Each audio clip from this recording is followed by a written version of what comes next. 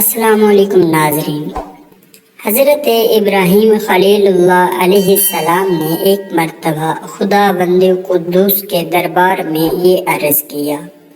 کہ یا اللہ تو مجھے دکھا دے کہ تو مردوں کو کس طرح زندہ فرمائے گا۔ تو اللہ تعالیٰ نے فرمایا کہ اے ابراہیم کیا اس پر تمہارا ایمان نہیں ہے؟ تو آپ نے عرض کیا کہ کیوں نہیں، میں اس پر ایمان تو رکھتا ہوں، لیکن میری تمنا یہ ہے کہ اس منظر کو اپنی آنکھوں سے دیکھ لوں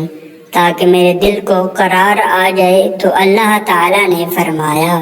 کہ تم 4 پرندوں کو پالو اور ان کو خوب کھلا پلا کر اچھی طرح ہلا ملا لو، پھر تم انہیں ذبح کر کے اور ان کا قیمہ بنا کر اپنے گرد و نواح کے چند پہاڑوں پر تھوڑا تھوڑا گوشت رکھ دو، پھر ان پرندوں کو پکارو تو وہ پرندے زندہ ہو کر دوڑتے ہوئے تمہارے پاس آ جائیں گے اور تم مردوں کے زندہ ہونے کا منظر اپنی آنکھوں سے دیکھ لو گے۔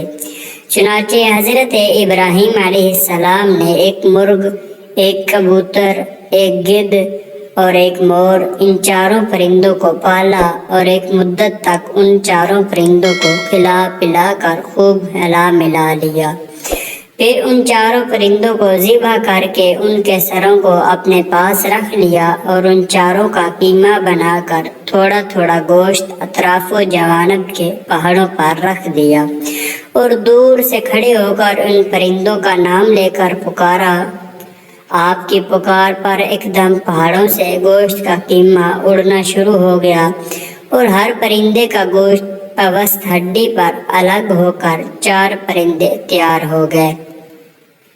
اور وہ 4 پرندے بلا سروں کے دوڑتے ہوئے حضرت ابراہیم علیہ السلام کے پاس آ گئے اور اپنے سروں سے جڑ کر دانا چگنے لگے اور اپنی اپنی بولیاں بولنے لگے،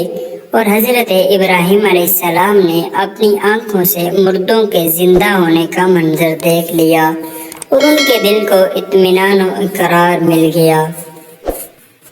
حضرت ابراہیم علیہ السلام نے جن 4 پرندوں کو ذبح کیا ان میں سے ہر پرندہ ایک بری خصلت میں مشہور ہے۔ مثلا مور کو اپنی شکل و صورت کی خوبصورتی پر گمان رہتا ہے، اور مرغ میں کثرت شہوت کی بری خصلت ہے، اور گدھ میں حرص اور لالچ کی بری عادت ہے، اور کبوتر کو اپنی بلندی، پرواز اور اونچی اڑان پر نخوت و غرور ہوتا ہے۔ تو ان 4 پرندوں کے ذبح کرنے سے ان 4 خصلتوں کو ذبح کرنے کی طرف اشارہ ہے کہ 4 پرندے ذبح کیے گئے تو حضرت ابراہیم علیہ السلام کو مردوں کے زندہ ہونے کا منظر نظر آیا اور ان کے دل میں نور اطمینان کی تجلی ہوئی۔ امید ہے آپ کو یہ ویڈیو پسند آئی ہوگی۔ ایسی مزید اچھی ویڈیوز دیکھنے کے لیے چینل کو سبسکرائب کرنا مت بھولیے گا۔ فی امان اللہ،